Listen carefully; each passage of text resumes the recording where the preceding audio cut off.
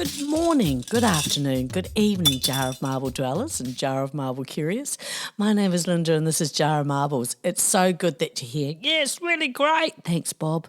Yeah, Bob and I are really glad that you're here. It's another exciting week.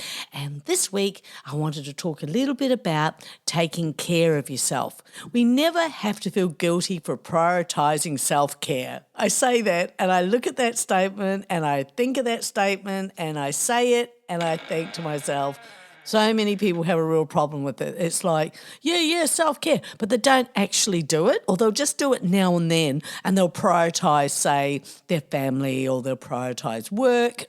Been there, done that myself, where if you're prioritising work and work is the most important thing in your life, you are going to burn out. Now, but how is it guilt and self-care are usually in the same sentence, implying that we are not free and clear from the ravages of guilt? How very dare you enjoy yourself and care for yourself, working through your lunch hours and not taking your breaks and just not looking after yourself and just not making yourself a priority. I am shocked. Me too, Bob. In the hustle and bustle of our fast-paced lives, it is so easy to forget ourselves. The most important person in your equation, that would be you. I have seen firsthand with clients and folk I know the toll it takes when neglecting themselves. Self-care can take a thrashing when not attending to our mental health. It is vital that you never feel guilty for self-care. And if you feel guilty, then you need a break, a micro break. Hell, sometimes stop it already and get real about your health, your happiness, your self-care. I mean, we never take a wellness day off, do we? Oh, I'm taking a day off today because I'm feeling very well. We often wait until we feel like rubbish to take a day off, or we've got to go to the doctor and then spend it feeling guilty and proudly saying, I've only had, 2 days off this year. Like, wow, I would not say that too loudly. Working yourself to the ground is not the answer. You will get paid the same if you pull back a little. It's a job and not the only one on the planet. But again, that can turn into a wild battle of how trapped you are and how life is stacked up against you. But is it? Or is it you stacked up against yourself? Let's then, in this episode, explore the why and how of self-care so that you can feel happier. When we are feeling tired and uninspired, it can feel like a mountain that we just can't climb. This is for those that want to feel better, who want to damn well get on with business of getting the concept that putting yourself first is not a luxury, but a necessity in the quest for a happier and healthier life. And that's right. Thank you. That's right. Thank you, Bob. We've got to get real fluent with the word no. No is a complete sentence. Oh, hold on a minute. Yeah. That's it. No's a bloody whole sentence. What's wrong with you? Anyway, in the business of our everyday lives, the juggling of our commitments and responsibilities and feeling overwhelmed and stressed, it is another opportunity to be able to say no. It's that drip. It's that guilt trip thing again. That it is okay to say no when you are prioritising your own needs and recognising that you cannot overextend yourself. Because if you are constantly overextending yourself, you start to age badly, and bugger that for a joke, I say. That's right, Bob. Many of us feel stress and get overwhelmed, not because we're taking on too much, but because we're taking on too little of what really strengthens us. When I had finished being in the Rocky Horror Show, it'd been 3 months, and towards the end of the rehearsals and into the show, we were doing 12-hour dance rehearsals. I was running my own 7-day cafe business, which was early in the morning to late at night. I had 3 children and I was burnt out, but I didn't know it. It was go, go, go, go. So this is about extending yourself some grace. There was a time, and not so long ago, when self-care, that term was sort of not a part of our lexicon, wasn't it? That would have been seen as selfish. How very, very dare you. Looking after ourselves would have torn us away from being pregnant in the kitchen barefooted, I do believe, was also a part of that saying. Barefoot and pregnant is a figure of speech. That is most commonly associated with the idea that women should not work outside the home and should have many children during their reproductive years. Sounds pleasant, but it was opinion of males in power. Oh, stop it, another surprise. Oh, I know, good one, Bob. Barefoot and pregnant in the kitchen. The phrase barefoot and pregnant seems to have arrived in the early 20th century by an American doctor, Arthur E. Hertzler from Kansas, who said some vulgar person has said that when the wife is kept barefooted and pregnant, there are no divorces. Oh, more dumbness. Not sure I can bear it. Oh, it just gets worse, Bob. By the mid-20th century, the phrase had passed into common parlance. Sadly, in the 19th century, this was the expectation held for women. So, of course, there is zero space here for the concept of self-care. Well, not openly. 150 years ago in Australia, women had no political voice, few protections from poverty or harm, and Indigenous women had no rights at all. We've come a long way since then, but there's still important work to be done. Trace the history of women's rights in Australia, and the issue's still lagging behind. The future is gender equality, and as usual, it will be up to us to make it happen. In the early 20th century, most women in the United States, for example, did not work outside the home, and those who did were primarily young and unmarried. And in that era, just 20% of all women were gainful workers, as the Census Bureau then categorised labour force participation outside the home, and only 5% of those married were categorised as such. Of course, these statistics somewhat understate the contributions of married women to the economy beyond housekeeping and child-rearing, since women's work in the home often included work in family businesses and the home production of goods such as agricultural products for sale. Also, the aggregate statistics obscure the differential experience of women by race. African American women were about twice as likely to participate in the labour force as were white women at the time, largely because they were more likely to remain in the labour force after marriage. But meanwhile, back in Australia, there was a time that when you got married, the woman was expected to resign to stay in the home. God, fathers. It wasn't until 1966 that women in the Australian public service won the right to remain employed after marriage, overcoming resistance even from their own union. Oh, how not surprising. Yeah, afraid so, Bob. Until 1966, women employed in the Australian public service were faced with a choice that is difficult to comprehend today. Not really. I know, it's not really. Under the marriage bar, they were required to give up their jobs once they're married, leaving many women with only two choices: relinquish their paid work or attempt to conceal their marital status. The marriage bar was one of the most peculiar and gender-biased laws in Australia, wherein women had to stop working once they got married. This led to many women hiding their marital status. The lawmakers must have been stoned. Yeah, brain dead, I would agree, Bob. Anyway, but how about this? It was introduced in the early 1900s, where it was enforced to stop women from taking men's jobs and to boost the birth rates. See, most women can do both, have babies and work. And so it was a long fight to get it abolished. So when did Australian women get the right to vote? Well, that would be on the 12th of June 1902. The bill became law. Women in Australia over the age of 21 could now vote in national elections and stand for election in the Australian Parliament, but our Indigenous sisters had to wait until 1962. What? Yeah. Bloody shameful. However, it wasn't until 1967 that Indigenous Australians were included in the national census, and the Commonwealth Electoral Act was amended to allow them to vote at federal elections. Yeah, very ordinary. Yes, nothing to be proud of, Bob. It is incredibly difficult, it has to be said, for the person who is a full-time carer and unable to fulfil everything in their life as they would perhaps do otherwise, but it still has to be suggested that person has to sleep sometime, rest, etc., and there is your time to whack on a face pack and watch your favourite show, for example. This whole I have no time for ourselves is a serious sign of neglect, and if everyone else's needs are being met and you feel you're unable to, perhaps a stop is required to consider what you're not providing for yourself. Maybe you've never done it, and so this is just like, oh no, that's not me. Oh, that's right, Bob. Not me, that's right. We talk a big game when it comes to caring for ourselves, but is that only applicable when we are getting the green lights and when everything else seems to be more settled? Putting off our health or risking our health because we are not going to invest in ourselves is like we're going to live forever. playing with fire. I'm a busy person by choice, but if I know, for example, I have a ton of things to achieve at home, I'll do my hair, say, if it requires some extra care while I'm folding the washing or thinking about what I'm going to cook for dinner or not cook for dinner. Sometimes I can't be fanged and I don't. I am a high energy person. So if I'm not cooking, I must be really tired. That's just one of my little signs, for example.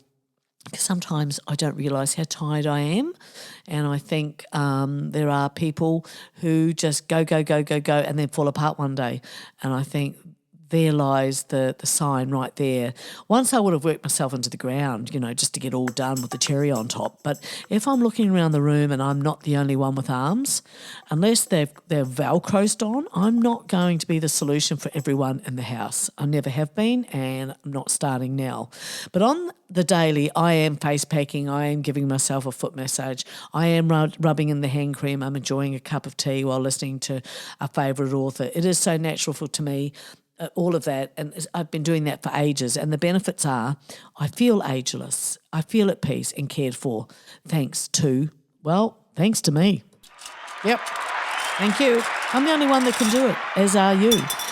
I get away as often as I can for micro breaks. I take all my luxury items to feel luxurious, and I can tell you not a drop of guilt. This is not new. I've been doing this in one fashion or another for years.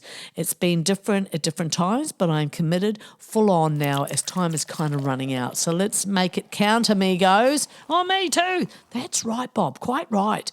So many partners are completely slack when they feel like it, and so we end up being grateful because they cooked something. Nah, you have to do a whole lot better than that. We can expect so little from people because it's such an effort to just get them going, and they get cranky and they get resentful, and then we think, it's just not worth pushing them because then we have to put up the attitude. It's like, for goodness sake, even my children weren't that bad. Anyway, don't want to disturb them from doing nothing, for heaven's sake. You can just run yourself into the ground. Oh yeah, good idea. None of that makes sense, and we wonder why we get fried. Taking care of ourselves needs to be a full-time commitment. Do you hear that?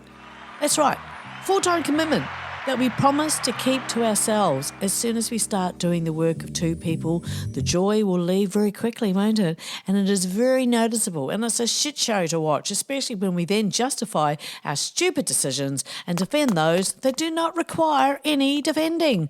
Wake up and smell the chili, I say. This covers so many of us at various stages of our lives when we were busy with little children and possibly marriages, partnerships, etc. Interesting term, that, partnerships. We accept bare minimum, and guess what you reap? Barest of minimums. And then there's your partnership. Yeah, defend that. Not! My filter fell off some time back, and I'm calling bullshit. You said bullshit. That's right, I did, Bob. You are free to lie to yourself, but when you're lying to someone who can see you falling apart, then it gets serious. Self-care is one of those things that is essential. We all know that. But it is also one of those things that we don't take enough time. We get so burnt out that we believe we don't have enough time for. That is a major red flag. You perform better in the long run if you're looking after all of you. If this is you, I hope you will consider taking steps to get more invested in the only one of you that you've got.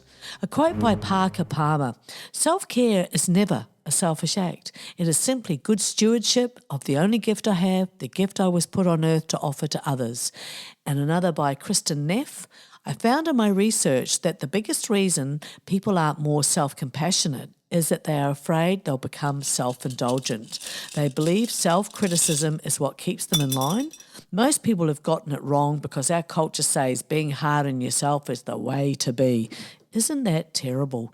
Absolutely terrible. We have in effect become very disloyal to ourselves, our bosses' achievements, our adult kids' achievements. We support them from beginning to beyond, which is great. Where does the line come in? But we lose our connection to ourselves. We teach ourselves that we don't need anything, and over time people nod and they agree. You can tell by the way families treat the matriarch, the one who keeps on keeping on. You can see how she stands alone and no one helps, no one asks if she wants something because she's always looked after herself, and in this case looked after all of them as well, and perhaps to her own detriment. The disloyalty to self is very easy to see. We perhaps are not familiar enough with being whole that we ourselves must aim for wholeness in order to give to the group. One of the symptoms of an approaching nervous breakdown is the belief that one's work is terribly important. And that was said by Bertrand Russell. Very smart and very true. Your sweet spot is something like your very own golden meaning, your idea of perfection. It's about doing or not doing that which in any particular situation is optimal for you. And knowing what's personally just right isn't a trait you're born with, nor is a matter of intuition. Such knowledge can be gained only through experience and carefully analysing the meaning of your experience. If you don't acquire such learning gained from systematically scrutinising your behaviours, especially your mistakes, the absence of such experiential wisdom will hinder you in all sorts of ways. To compare your situation to Goldilocks and her pilfered porridge, if you locate your sweet spot, it won't be too hot or too cold, or, depending on the context, too light or too heavy, too mild, too harsh, too easy or too hard, too early or too late, or perhaps most commonly, too little or too much. How do you go about discovering what's uniquely right for you? The answer to this pivotal question is fairly straightforward. I feel like I may need to now pay attention. Okay, Bob. The way to become increasingly sensitive to what constitutes your sweet spot is through scrupulous self-monitoring. I'm all about a good self-monitoring. Just watch yourself, It's quite interesting what we don't take notice of when we're not taking notice of what we're doing. And this is about getting into the habit of retrospectively assessing the fit or suitability of your behaviour to your environment, both internal and external. Ask yourself what worked for me and what didn't, and for what reason or reasons. If you're to best understand why your thoughts, speech or action succeeded or failed, you need routinely to eavesdrop into them. Have a bit of a pry into yourself. Only through regularly performing such inward wiretapping can you determine what in the future deserves to be replicated, ramped up, or maybe dropped together, toned down. And like almost everything else, practice makes gorgeous. So as long as you continue this act of personal oversight, the beneficial behaviours you wish to install and abide by will eventually become your newest habit. The same as the bad habits we have created, they have only become a habit because we insisted on doing the same thing around the same time during the day. It's the undoing of habits that really don't serve us. And mostly, it is wanting to let habits go. The wanting part, the wanting to get right past annoying habits that are gross or not cool, taking care of ourselves, finding the sweet spot, getting ourselves to a place where we are not making ourselves last because it's easier, doing more than our share on the regular because it's just easier, making sure everyone else is set and you work around the group because, I know this, I've got this because it's easier. You got it, Bob. Life is sometimes unfair. We all know this, and the status quo can't always be kept. Sometimes things get spilt and shitty things are said, mistakes are made, got it, and been there, and done that, and we'll do all again in spots in the future, I'm sure. But as long as everyone can also wait on you doing what you want to do, not have to do before you get to take special care of yourself, I'd like to see more people get used to prioritising themselves more often instead of saying, only on your birthday. The worst offenders are the ones that stick up for the offenders, that they are still sound asleep, so it's a waste of time saying anything and definitely won't be taking any of this on board because they're so deliriously unhappy. Happy. Okay then. It's like back in the day when married folk knew that they'd be having sex on their wedding anniversary date, but outside of that it was close your eyes and think of England.